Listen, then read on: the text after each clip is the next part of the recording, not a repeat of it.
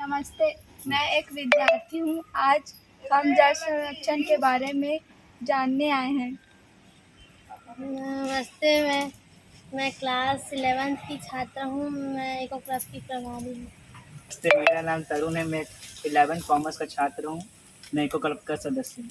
नमस्ते, मेरा नाम जय कुमार साहू, मैं कक्षा कॉमर्स 11 कॉमर्स की छात्र हूँ। नमस्ते, मेरा नाम गरिमा सिन्हा है। मैं क्लास 12th की छात्र हूँ और इको क्लब की हेड हूँ। मैं श्रीमती बिंदु तिवारी, इको क्लब प्रभारी सहित पूर्णानंद साहू, शासकीय उच्चतर माध्यमिक विद्यालय जंगलपुर। आपका नाम और आप किस गांव से हैं? आप सभी को मेरा नमस्कार। मेरा नाम रूपचंद साहू है और मैं ग्राम रामपुर का निवासी हूँ।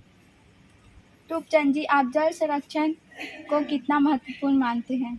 जल संरक्षण हम सभी के लिए बहुत महत्वपूर्ण है। जल ही हमारा जीवन है और बरसात के दिनों में जो जल बेकार चला जाता है उनको हम छोटे छोटे गड्ढे और टंकी बनाकर रोक सकते हैं। ये इसलिए वो हमारा आवश्यकता पड़ने पर गर्मी के दिनों में हमारा प्यास बुझा सकता है, इसलिए बहुत ज़रूरी है ये जल संरक्षण। आप हमें अपनी कृषि पृष्ठभूमि के बारे में बताएं।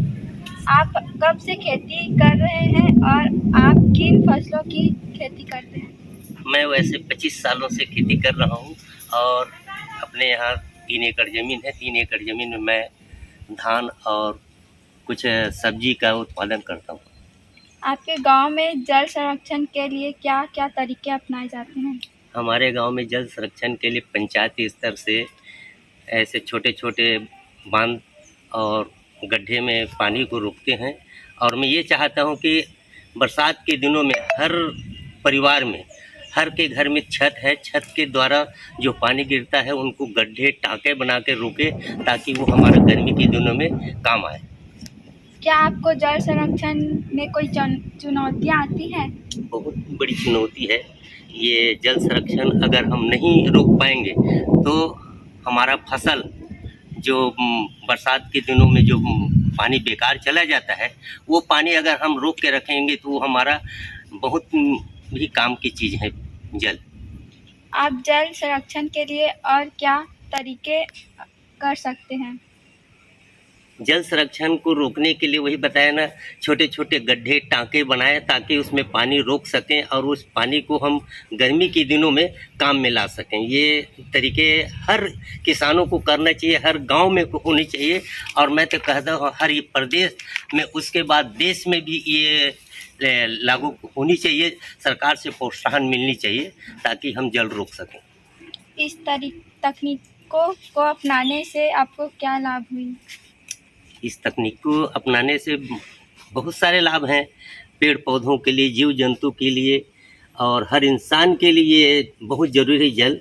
इसलिए हमें इसको इस तरीके को अपनाना चाहिए ताकि जल बचा सकें। बहुत बहुत धन्यवाद सर, आपने इतनी अच्छी जानकारी बच्चों को दी है। Thank you. धन्यवाद आप सब।